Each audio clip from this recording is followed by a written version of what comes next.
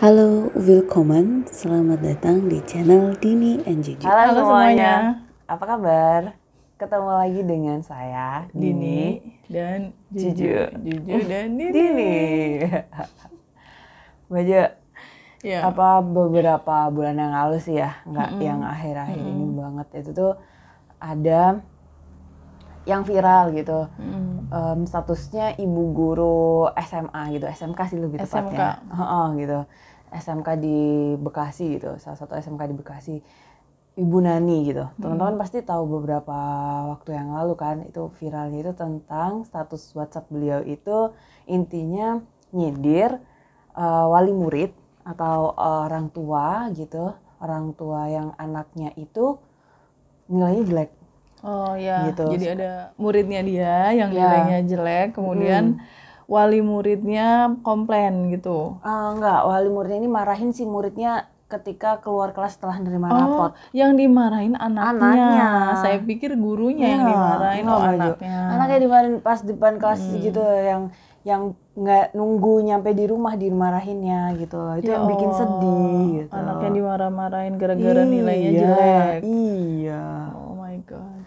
Aku mikirnya gini, ya Allah Pak, itu Bapak anaknya sekolah di SMK gitu, apalagi SMA. Bapak apa ibu? Ya Bapak ibu lah, siapa yang marahin itu baju Bapak atau ibu itu yang marahin si anaknya gitu. Ya aku nggak underestimate SMK, tapi maksudnya SMK itu pelajarannya udah menjurus gitu kan, jadi nggak perlu belajar IPA atau yang banyak kayak kita di SMA gitu kan baju. Kalau misalnya di SMA itu ya gimana lebih marahnya gitu loh Baju. Aku mikirnya kasihan. Karena pelajarannya lebih banyak ya kalau di SMA itu. Besar kemungkinannya untuk anak ini nggak menguasai semuanya kan, karena banyak. Benar. Nah terus isi status ibunya itu intinya nggak semua anak itu harus pandai menguasai semuanya gitu. Maksudnya anak ini ntar jadinya yang jadi astronot itu mereka nggak perlu menguasai sejarah, mereka nggak perlu dapat nilai A di pelajaran olahraga gitu, karena astronomi itu belajarnya matematika, fisika gitu. Kalau misalnya semuanya harus A, semuanya harus bagus gitu, ya berarti anaknya jenius gitu loh, dan nggak semuanya anak itu jenius dilahirkan jenius, gitu. Betul. Terus kalau Mbak Juju ininya apa?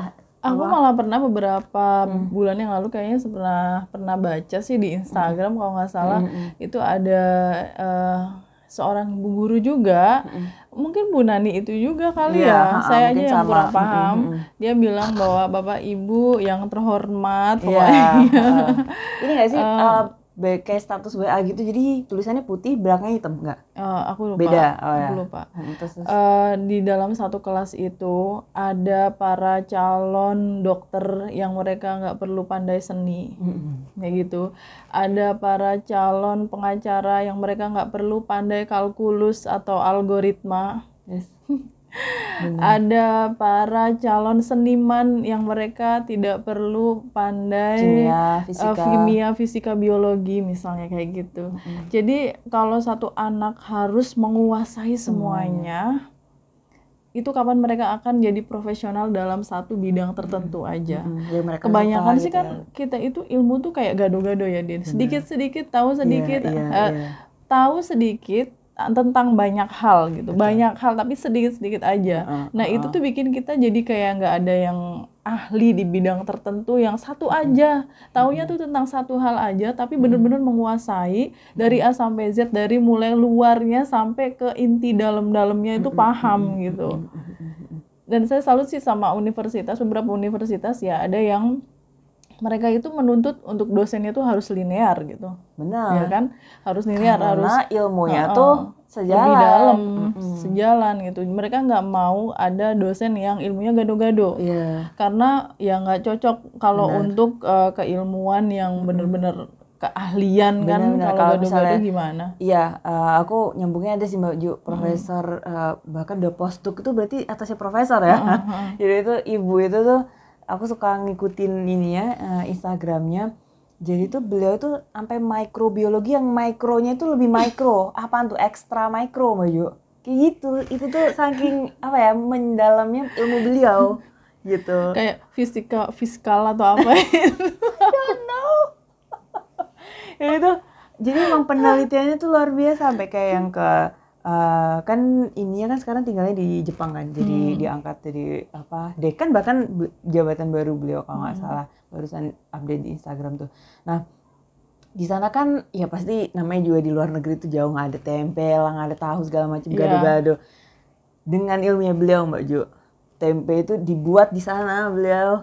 Gimana caranya nih tempe bisa nih di Jepang nih gitu. Bisa dengan, tumbuh jamurnya bener, gitu ya. Dengan 4 musim yang di sana kan kayak gitu. Beda sama yang di Indonesia gitu. Ya bisa gitu meskipun dia masih dikembangkan terus terus kayak gitu. Meskipun lebih enak tempe di Indonesia. Pasti. Saya jadi ingat pendapatnya Einstein, beberapa quote-nya dia yang sempat beredar di mana-mana, bukan sempat ya, memang dari dulu sampai sekarang pun quote-nya Einstein ini masih tetap beredar. Itu bahwa anak kita itu tidak ada yang bodoh gitu loh, semua anak tuh pinter gitu. Betul. Tapi jangan mengajarkan ikan untuk memanjat pohon, atau jangan mengajarkan monyet untuk berenang. Seperti itu. Nah, manusia pun juga kan sama. Ada yang memang dia otak kiri, otak kanan, otak kiri dan kanan gitu kan. Jangan anak otak kiri dipaksa untuk anak otak kanan kayak gitu, atau anak sebaliknya. Kalau misalnya mereka lemah di matematika, bukan berarti mereka lemah di seni misalnya ya. Itu gue banget ya. Saya lemah di matematika. Tapi saya suka seni, suka sejarah gitu.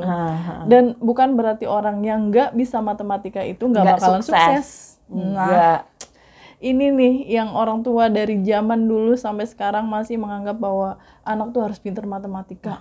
Kebukti masuk kedokteran tuh keren gitu kebukti kan. Mbak Jo, kenapa ucapan Mbak Jo kebukti karena yang tadi viral itu tuh sebelumnya ternyata udah viral dan kasusnya sama.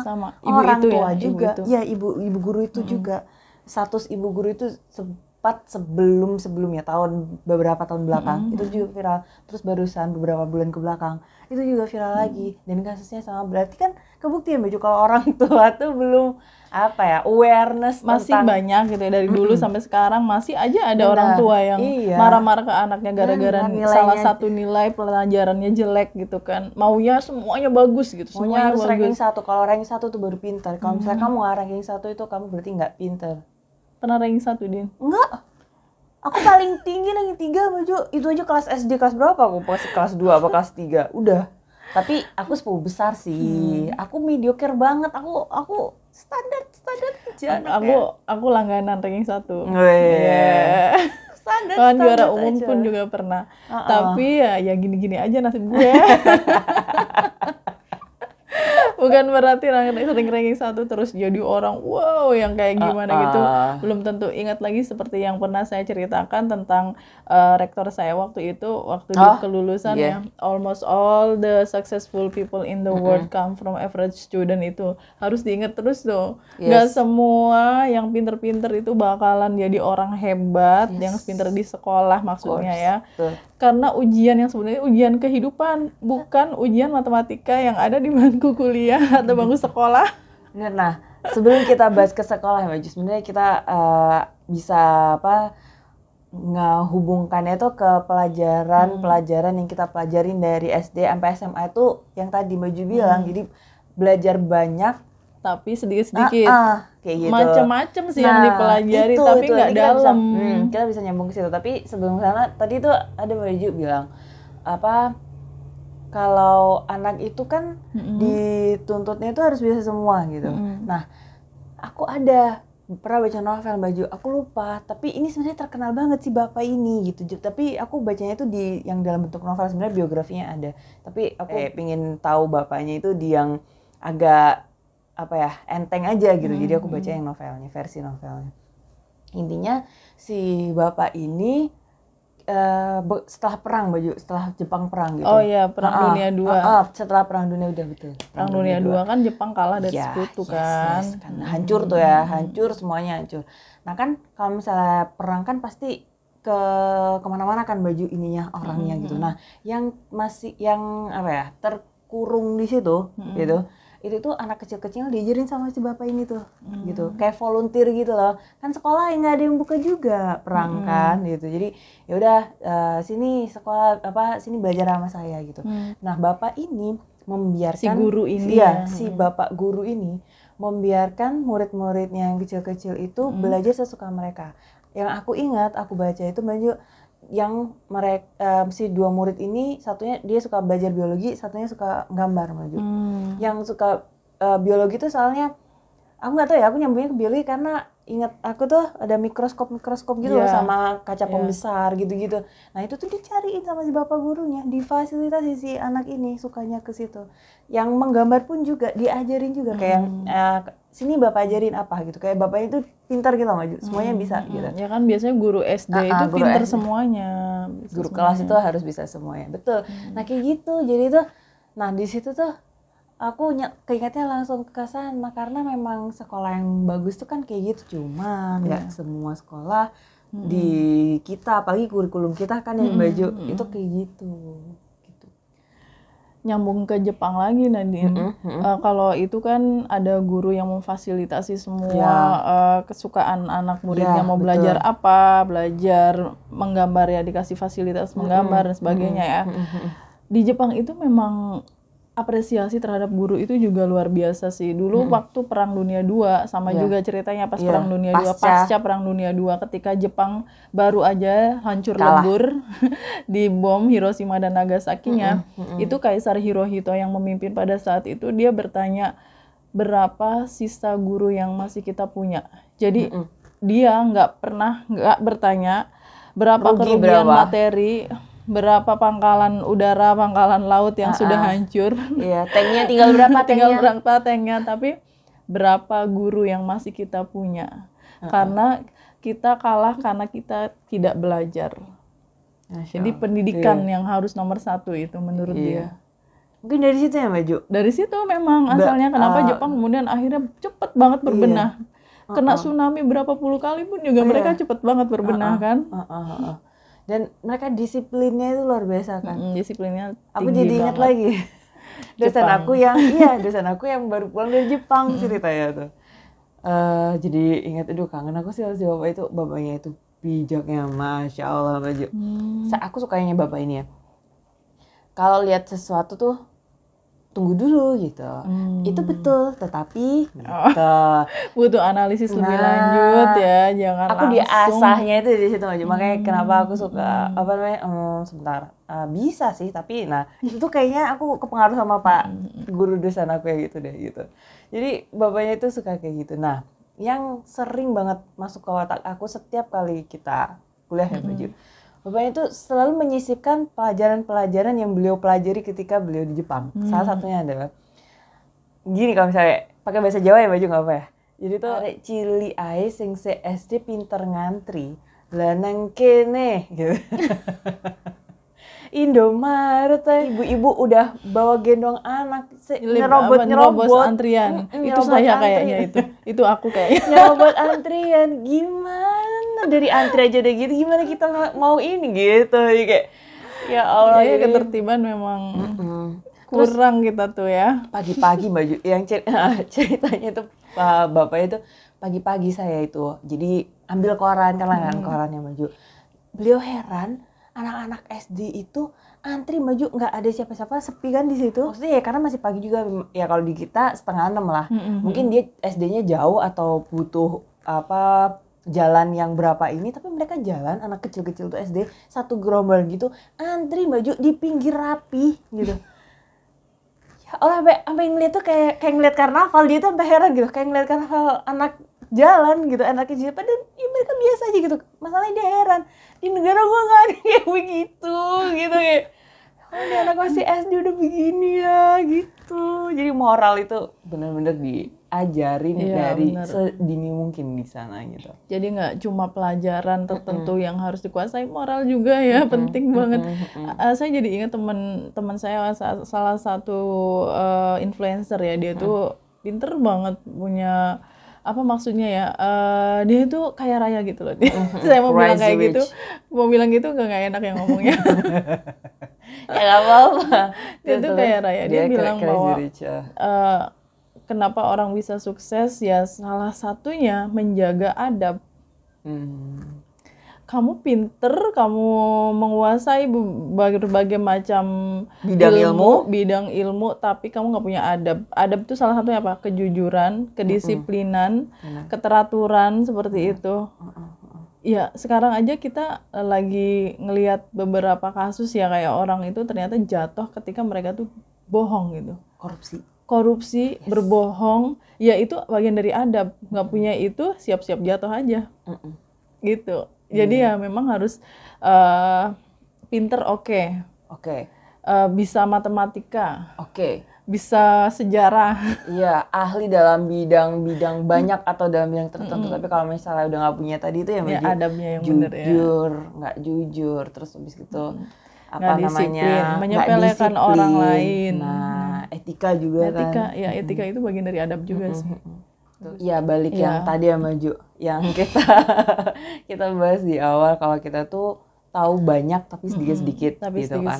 Itu ternyata kebawa sampai kita gede ya Mbak. Sampai dewasa, sampai tua nanti. Nah itu tuh misalnya Din ya, contohnya ada salah satu di antara kita misalnya ada yang pinter banget tentang merajut gitu ya, ilmu merajut dari mulai menguasai benangnya sampai jenis benang, terus ini tekniknya, hooknya, model-modelnya sampai sedetil-detilnya menguasai banget.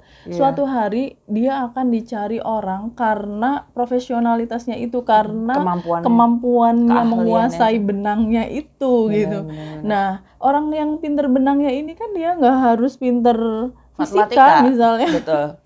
Nggak harus dapat nilai A di kimia juga. Iya, misalnya seperti itu. Termasuk juga misalnya yang lain lagi banyak ya profesi yang lainnya. Misalnya ahli apa gitu, ahli ngutang-atik radio yang udah rusak atau kulkas yang udah rusak. Ya dia juga nggak perlu belajar seni untuk itu gitu. Kalau pelajaran di sekolah memang ada seni, ada matematika, fisika, kimia, bahasa Inggris sebagainya. Kalau memang mereka nggak tertarik dengan semua itu, lebih tertariknya misalnya nyanyi gitu loh. Nah gitu. Kan ada dulu juga temen aku jadi penyanyi malah lebih sukses lagi juga bisa. Dan karena mungkin ya Mbak, karena kita yang belajarnya itu udah budayanya dari dulu, itu tuh dari SD sampai SMA kayak gitu. Jadi profesi-profesi seperti penyanyi dan seniman-seniman lain itu kayak yakin apa sih gitu yakin kamu mau jadi penyanyi kayak gitu nggak sih Maju, orang tua tuh yakin kamu mau jadi entertainer gitu, yakin kamu mau jadi pelukis. Ada tuh gitu. Yang sampai dipaksa suruh kuliah kedokteran padahal dia pengennya jadi musisi, jadi anak band. Akhirnya diselesaiin si kuliahnya, tapi abis itu dia kasihin ijazahnya aja ke orang tuanya. Setelah itu saya mau menjadi musisi gitu. Tapi salut sih sama orang yang berani kayak gitu, karena nggak semuanya bisa juga. Kadang ngikutin orang tua akhirnya ya kecemplung, ya udah lanjutin aja sampai tua kayak gitu. Ada yang berani keluar dari situ gitu kan, dan menjadi diri sendiri. Perlu apa ya Maju, keberanian diri yang luar biasa gitu. Nah terus abis gitu nyambungnya lagi, sekarang kan pendidikan kita lagi dibenahin sedikit demi sedikit gitu kan Baju, biar kita tuh ya semuanya itu udah mulai dari sistemnya tuh satu pintu segala macam gitu-gitu, udah mulai dirapih-rapihin gitu. Cuman ya itu tadi sih, lebih ke anak-anak yang nggak tertariknya ke situ, ntar apa diarahinnya itu ke yang ini, difasilitasinya gitu. Soalnya kalau misalnya sistemnya itu udah dibentuk kayak gitu kan udah enak ya Baju. Masalahnya ada guru nih di satu sekolah ya Baju, yang tahu kayak gitu, maksudnya dia mendukung hal itu, ini anak nggak apa-apa gitu, diarahinnya ke sini dan seterusnya. Kepala sekolahnya Baju, jadi kepala sekolah di satu sekolah ini tuh tidak mendukung perlombaan-perlombaan seperti bahasa Inggris, seperti perlombaan misalnya ada melukis, seni lomba gitu, nyanyi misalnya. Nah gitu kan ada festival apa band segala macam, itu tuh nggak didukung sama sekali. Yang didukung misalnya olimpiade sains nasional Baju, olimpiade gitu. matematika, olimpiade matematika. Padahal betul. Sekarang nih kita udah dewasa ya Din. Pelajaran yang ada di SMA dulu itu kepake nggak? Saya pernah dengar ya, ada ahli yang mengatakan bahwa jangan mengajarkan anak sesuatu yang bisa dikerjakan oleh kalkulator atau bisa dikerjakan oleh komputer. Mesin. Ajarkan anak tentang etika, tentang skill, tentang menghormati orang lain, kejujuran, kedisiplinan. Kalau cuma belajar berhitung, mereka bisa kok ngitung. Kayak kita nih sekarang pakai kalkulator aja bisa kalau cuma ngitung-ngitung duit doang. Nggak harus pakai kalkulus, pakai algoritma, pakai kosinus tangen alfa. Ingat nggak sih? Iya. Kosin tan. Iya. Itu aku benci banget loh pelajaran itu dulu. Aku matematika masih oke, Baju. Aku yang nggak oke itu kimia. Ya aku suka banget kimia. Aku fisika masih oke, soalnya dia ada turun-turunannya. Nggak bisa matematika tapi bisa kimia, kan aneh. Padahal ngitung juga. Padahal ngitung. Tapi beda ngitungnya menurutku. Beda emang. Iya kayak gitu emang. Jadi pesannya yang bisa dipetik itu adalah ya, orang tua teman-teman dong, teman-teman dong, pesannya apa? Salah. Kalau aku sih tujuannya ke orang tua sih, Baju, menitik beratkan ya. Jadi ya lebih aware gitu Bapak Ibu sekalian yang saya hormati gitu, karena ada Bapak Ibu guru. Sayangi anak kita pintar atau bodoh, nggak ada anak yang bodoh soalnya. Kata Einstein kan nggak ada anak bodoh, semua anak pinter. Hanya saja jangan mengajarkan ikan untuk memanjat pohon, itu intinya. Kita sebagai orang tua tuh pintar-pintar aja, anak ini tuh potensinya dia lebih sukanya kemana kita arahkan. Diarahkan gitu. Dan difasilitasi kalau memang ada fasilitasnya. Gitu. Kalau enggak ya kita usahakan gimana. Paling support lah, support. Betul. Ya seperti itu teman-teman, terima kasih sudah menonton videonya. Kita ketemu lagi di video selanjutnya. Bye. Thank you for watching. Cheers.